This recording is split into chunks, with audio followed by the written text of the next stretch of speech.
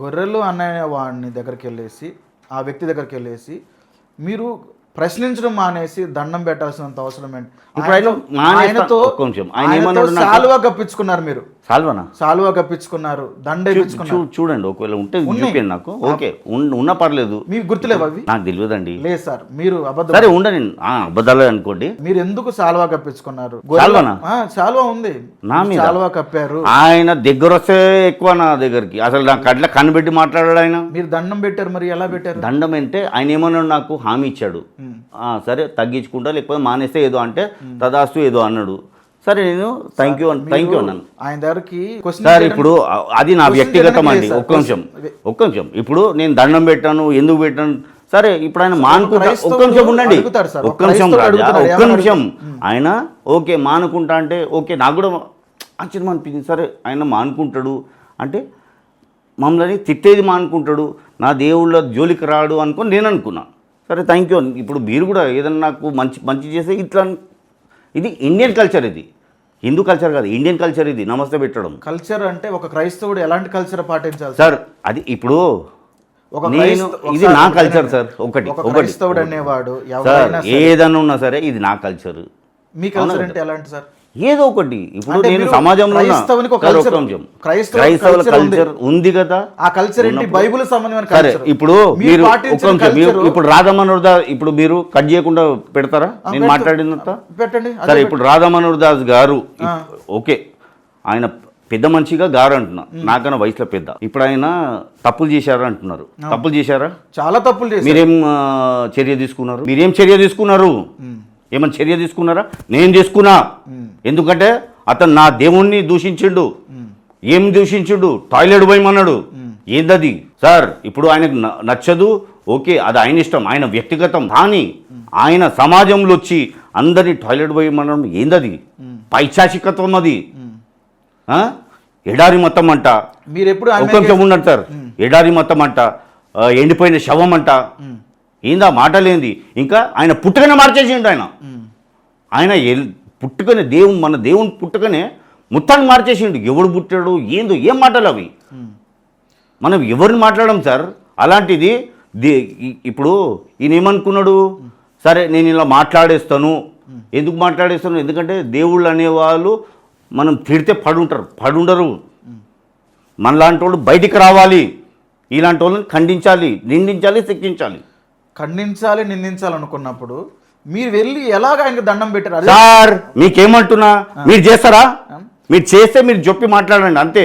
మీరు ఎందుకు దండం పెట్టారా? నా ఇష్టం నాయన. సార్ అది అంటున్నాను, క్వశ్చనించడానికి పోయి ఆయన సరెండర్ ప్రశ్నించినా సార్. ఎలా ప్రశ్నించారు? సాల్వాతో కప్పించుకునే సార్ నేను రిక్వెస్ట్ చూపియండి రాజా, నాకు గుర్తుండదు, కొన్ని గుర్తుండదు. మీరు కనీసం అది జరిగింది కూడా గుర్తులేదా సార్ మీకు? సార్ ఇప్పుడు కొన్ని పొడవగలదా? పొడుచుకోము. ఒక క్రైస్తవుడై ఉండి మీరు అజయ్ బాబు గారి విషయంలో ఎందుకు కేసు పెట్టారు? ఇప్పుడు ఆయన ఏం చేశారు తెలుసా మీకు? చెప్పండి, ఏం చేశారు? ఇప్పుడు అక్కడ ఇప్పుడు చెప్తున్నా నేను నిజంగా, అక్కడ ఒక ఘటన జరిగింది. ఎలాంటి ఘటన సార్? మరణం జరిగింది. ప్రవీణ్ గారి మరణం జరిగింది. ఓకే. ఇప్పుడు మన దగ్గర ఎలాంటి ఆధారాలు లేనప్పుడు, ఎలాంటి ఆధారాలు లేవని మీరు ఎలా చెప్తారు సార్? ఆధారాలు ఉన్నాయి, మళ్ళీ పెట్టి కేసు పెడతా.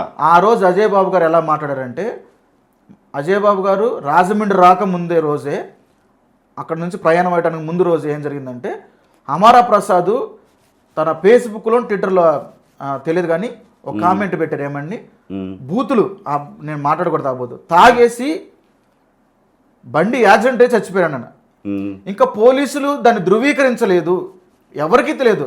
అలాంటి దాన్ని ముందే తనకు ఎలా తెలుసు? అలాంటి విషయాల గురించి మాట్లాడినప్పుడు మీరు ఎలా అలాంటి మంచి వ్యక్తి మీద ఎలాంటి కేసు పెడతారు సార్ మీరు? సార్ ఇక్కడ మంచి సార్ ఒకటి ఇప్పుడు హిందువులకు కూడా మనోభావాలు ఉంటుంది, మనకు కూడా ఉంటుంది. వాళ్ళ మనోభావం గురించి మీకు అవసరం లేదు సార్. అది మీరు అనొద్దు అట్లా తప్పు. అంటే వాళ్ళు మనుషులు కారా? మీరు క్రైస్తవులు అన్నప్పుడు ఇట్లా మాట్లాడొద్దు, ఒక్క మనిషి గురించి తప్పుగా మాట్లాడొద్దు ప్లీజ్. వాళ్ళు కూడా మనుషులే, మనం కూడా మనుషులే. వాళ్ళు మనం మనుషులు అన్నప్పుడు వాళ్ళ గురించి తప్పు అంటే నువ్వు క్రైస్తవులు కావు. నువ్వు అందుకే నేను ఒక క్రైస్తవుడు మీరు ఎలా పెరిగారు సార్? మీరు ఒకటి చెప్తానండి, ఇప్పుడు వాళ్ళ గురించి అనవసరం అంటే క్రైస్తవుడు మాట్లాడే మాట కాదు. క్షమించే గుణం ఉంటే క్రైస్తవుడు. సార్ క్రైస్తవుడు అనేవాడు అన్యాయంగా పోరాడేవాడా? ఆ? క్రైస్తవుడు అనేవాడు అన్యాయంగా పోరాడతాడా? ఒక్క నిమిషం సార్, ఆయన న్యాయంగా పోరాడారా అన్యాయంగా పోరాడారా? ఏది అజయ్ బాబు గారు ఆ? న్యాయం విషయంలో పోరాడారా అన్యాయం విషయంలో సరే పోరాడారా? సరే, నేను కేసు పెట్టినా, వాళ్ళ మనోభావాలు దెబ్బతిన్నాయని అన్నప్పుడు మనోభావాల గురించి ఆలోచించి ఒక వ్యక్తి తనకి 2 పిల్లలు ఉన్నారు, 2 పిల్లలు ఉన్న వ్యక్తులను తీసుకొచ్చి మీరు జైల్లో పెట్టించారు.